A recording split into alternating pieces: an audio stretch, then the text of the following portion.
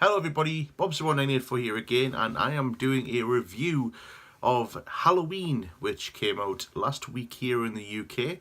I did go and see it at a midnight showing on Thursday night, Friday morning, and obviously if you've seen my previous videos talking about Halloween, you will obviously know that I was extremely excited to see this film. Now, before we go any further, this review will include some spoilers, so if you have not seen the film yet, and obviously you don't want it to be spoiled, then I suggest you might come back to this video afterwards. So, my expectation of this film obviously was increased thanks to, in part two, the fantastic trailers that were released. I did thoroughly enjoy them. My only gripe would be is that there was too many TV spots released in the build up to the film being released, and it kind of revealed a little bit too much, but that's just me having a bit of a gripe. So the film begins pretty much as I expected it to, with the reporters who are obviously looking to do a podcast and understand a little bit more about Michael Myers. Obviously they visit Michael in the Smiths Grove Sanitarium at the beginning of the film. They're greeted with a character called Dr. Sartain, who is the new Loomis, so to speak. He is like a former teacher of that worked under Loomis before obviously Loomis died. So he is the current doctor who obviously supervises and looks after Michael. Just before Michael is about to be transported to a maximum security prison.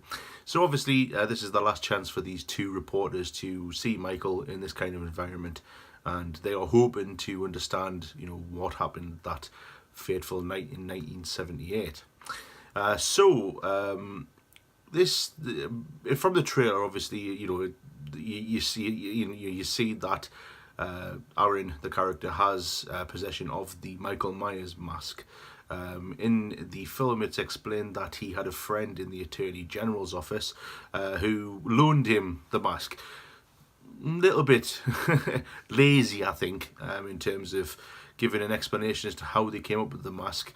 That's pretty much, very unlikely to happen. Seeing so that mask is going to be under some severe evidence, and is going to be in some evidence room locked up under high security, you would imagine. Anyway, he tries to coerce Michael into saying something by holding the mask, mentioning Laurie Strode, but Michael doesn't say anything. And then we cut to a fantastic title. The title obviously comes up with the original style and font, or looks similar to me anyway, of the Halloween, the original first one. And the fantastic new score by John Carpenter and obviously Cody. It's got a great view of the pumpkin, but the pumpkin starts off as like a rotten pumpkin, and then by the end of the titles, it's like reverse. It's really good how they've done it.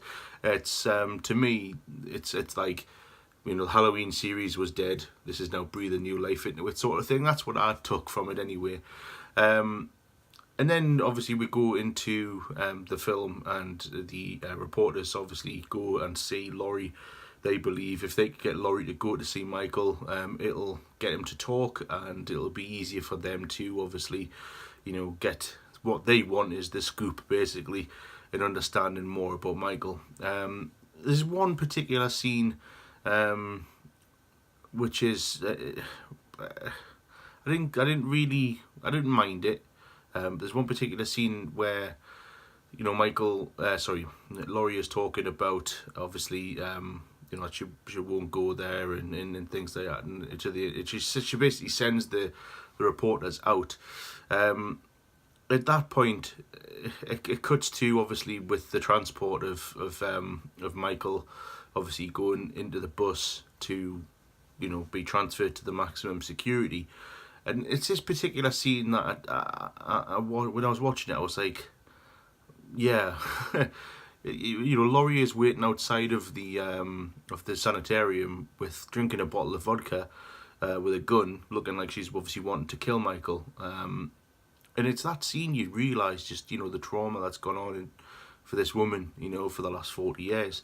The scene that I'm talking about was when Sartain, he kind of escorts Michael to the bus, and he reminds me a little bit like the character from Rob Zombie's Halloween. You know, the Danny Trejo's character, where he was like befriending Michael. The way he talked to him, it put me off a little bit, and I was like, no, I don't want to hear someone trying to be friends with Michael Myers. You know, it's not what I really envision anyway. Just a little gripe. But then obviously, you know, the inevitable happens. Michael escapes, and then, you know, the scene in the trailer is obviously in the toilet, when the female reporter is obviously stalked by Michael, and the teeth go over the door and things like that. And it was done very well.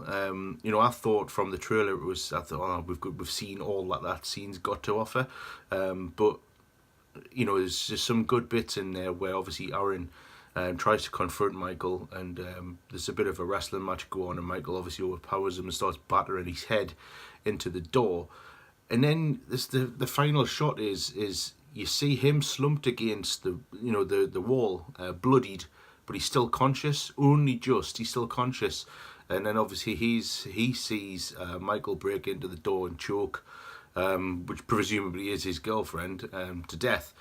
Now, does Aaron die? You know, that's the question, because you don't actually see his body get taken away, you only see the girl. So is Aaron dead? I don't know, but you know, he was definitely alive at that final split second, or does he just die?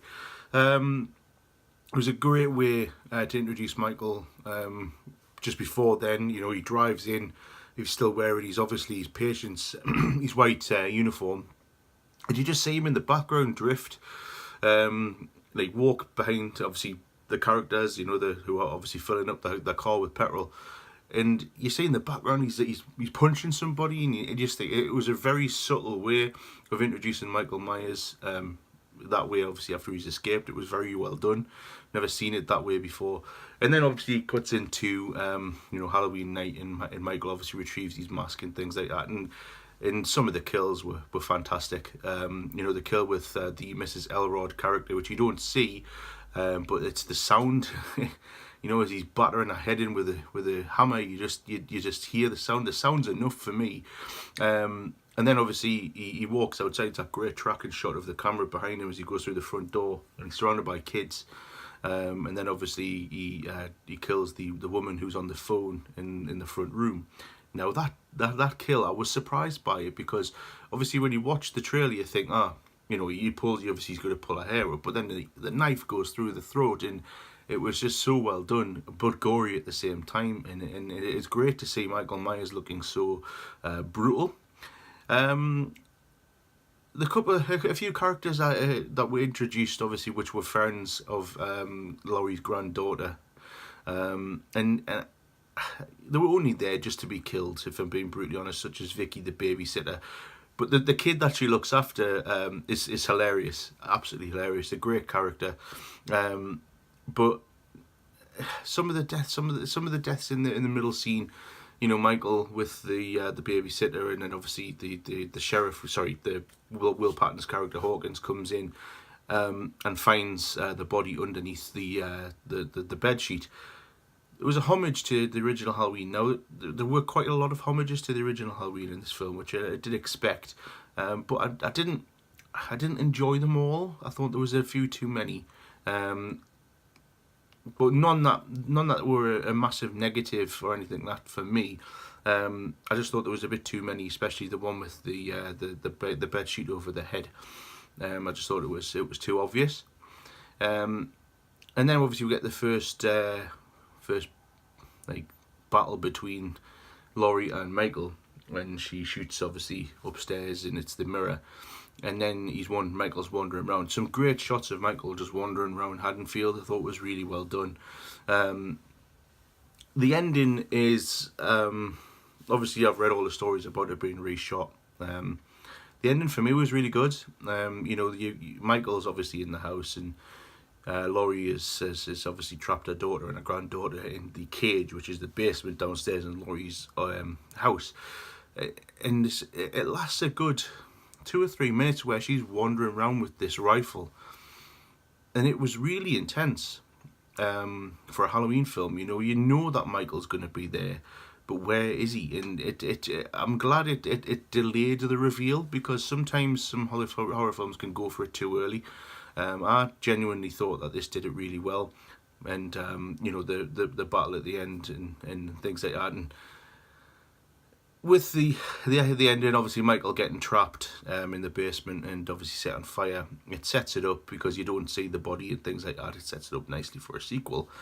So obviously, I mean, I don't want to make this video too long, but I feel like it could end up being massively long if I talked about absolutely everything. I'm just pointing out my favourite bits in what I thought was quite major in the film. My overall opinion of the film, I did really enjoy it. I thought it was fantastic. It does have a very negative plot point in the film, which I will explain, which is again about the Dr. Sartain character. He accompanies Will Patton's character to find Michael, and ends up killing Will Patton's character. And you just think, what on earth is going on here? Michael's unconscious after being knocked over, and he takes the mask off Michael and puts it on. And I just thought, no, stop it, because this is going into the realm of stupidity here. That's the only complaint I have about the film, and that's the only negative for me. It's spoiled it a little bit, and I can see what they were trying to do. They had to get to a point where they had to have Michael and Laurie meet, and Sartain's idea is that Michael will speak if he sees Laurie, and then obviously it leads to Sartain obviously getting his head smashed in. But it was the only negative to a really good horror film and a fantastic Halloween film. So I'm going to end the review there. As I say, there's a few spoilers in there, but overall, I think if you are a Halloween fan, you should definitely go and see the film if you already haven't, because obviously it has been out for a full weekend now. Please leave your comments down below. Let me know what you thought of the film, and if you have any plans to go and see it again. I will be going to see it again, because, as I say, I do feel it needs another viewing, and I do feel that it warrants another viewing, because it is a very good film. But if you like the film, leave your comments down below. If you didn't like it, let me know what you didn't like about it. My name is Bobster1984, and thank you very much for watching, and I'll see you all very soon.